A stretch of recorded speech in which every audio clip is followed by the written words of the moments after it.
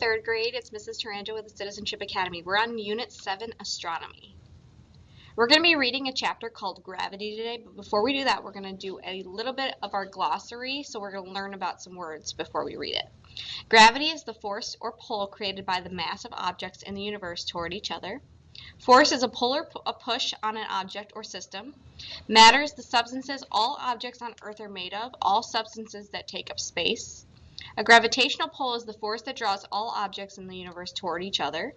A black hole is an object or area in space that has such strong gravity that not even light can escape from it.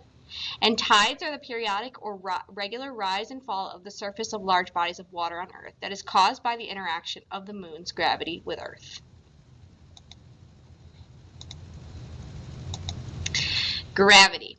What exactly holds all of this stuff together in this huge universe? Why don't all these stars and planets just go flying off in any direction all over the universe?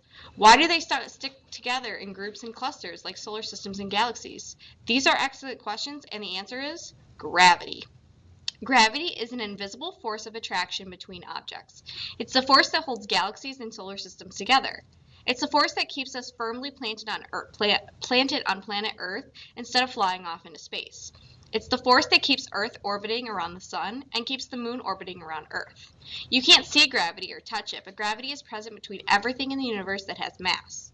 Because of gravity, every single bit of matter in the universe pulls on every other piece of matter in the universe. You and I exert a pull on each other, but because we have very little mass in our bodies compared to the celestial bodies, our gravitational pull on each other is very small, so small we can't feel it at all. Gravity depends greatly on mass. So what exactly is mass? Mass is just the amount of matter in an object. You and I are small compared to, say, a planet or a star. We're made of less stuff, so our mass is much, much smaller. Mass is important when you are trying to understand gravity because the larger the mass, the larger the gravitational pull. So objects with really large masses like stars and planets have a really big gravitational pull on other objects. And objects with really small masses like you and me have really small gravitational pulls on other objects. So small we don't even notice the pull at all. The more mass an object has, the more gravity or pull it is capable of. Because Earth has so much mass compared to all the things that are on the surface of the Earth, its surface gravity keeps the things on Earth from flying off into space. You, your house, your bed, a ball you throw up into the air, all of these things stay on Earth due to gravity. Even the Earth's atmosphere and the oxygen we breathe are held to Earth by its gravitational pull. Gravity also causes you to have a weight when you stand on a scale. Earth's gravity pulls down on you. The more mass you have, the harder the pull, and the higher the numbers on the scale. Think about the astronaut who's standing on the moon. The astronaut stays on the surface of the moon because of the moon's gravity. If the astronaut stood on a scale on the moon, the astronaut's weight would be 6 times less than the weight of the same astronaut on the scale on Earth. So a person who weighs 60 pounds on Earth would weigh only about 10 pounds on the moon, about the weight of a bag of flour, because the moon has less mass than Earth and its force of gravity is not as strong. But the astronaut does not get pulled off the moon and back through the space to Earth. Earth still has a larger mass than the moon, and it still has a larger gravitational pull than the moon. But because the astronaut is so far away from Earth and very close to the moon, the gravitational pull of the moon has the most effect. It keeps the astronaut on the moon. That's another important thing to know about gravity. The distance between two objects affects the gravitational pull between them. Objects that are close to each other pull harder than objects that are farther away. The effect of an object's gravitational pull lessens as you get farther away from it.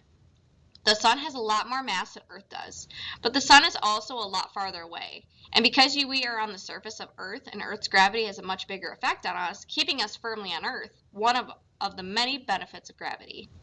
The sun contains 99% of all the mass in our solar system. Because the sun has more mass by far than anything else in the solar system, it has more gravity than anything else in the solar system. The sun's gravity, or force of attraction, is so strong that it constantly pulls the planets toward it. You may be wondering why the planets don't crash into the sun if the sun is pulling on them. Don't worry, that never happens because the planets are also moving really fast in their own orbits around the sun. The combination of the planet's own speed and the sun's gravitational pull toward it is what keeps the planets constantly circling in orbit around the sun. It's a perfect balance. The planets continue in their predictable movements around the sun. Sometimes gravity is so powerful that a black hole is formed, an object or area with an extremely strong gravitational pull. There are many black holes in space, and a black hole's gravity is so strong that once something gets close enough, nothing can escape its gravitational pull, not even light. Astronomers find black holes in space by noticing the movements of objects around them. You can't see gravity, but you can observe the way the force of gravity affects objects.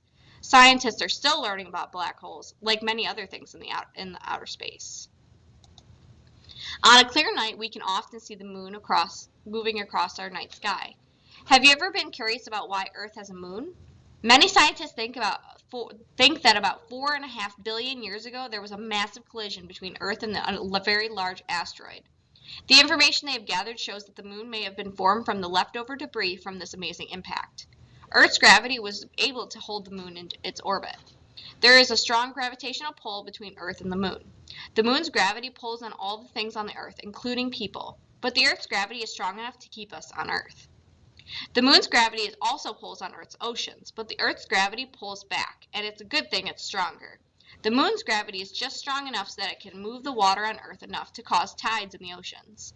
Tides cause regular rise and fall of ocean waters. People can see the effects of tides if they are at the seashore. High tides cause the waves to come high up on the beach, and when low tides occur, the waves don't come up as far. Low tide is a good time to walk on the beach and look for shells and creatures that live in the sand. So yes, the powerful effects of gravity can explain a lot of interesting things in the universe. It's what holds our moon in orbit around Earth. It's what causes ocean tides on Earth day after day. Gravity is why we stay on Earth and why objects we throw into the air come back down. Gravity even helps create new stars and planets by helping pull together the gases and dust that form from them. We can't see gravity, but we can see its effects all around us, on Earth, in our solar system, and throughout our galaxy.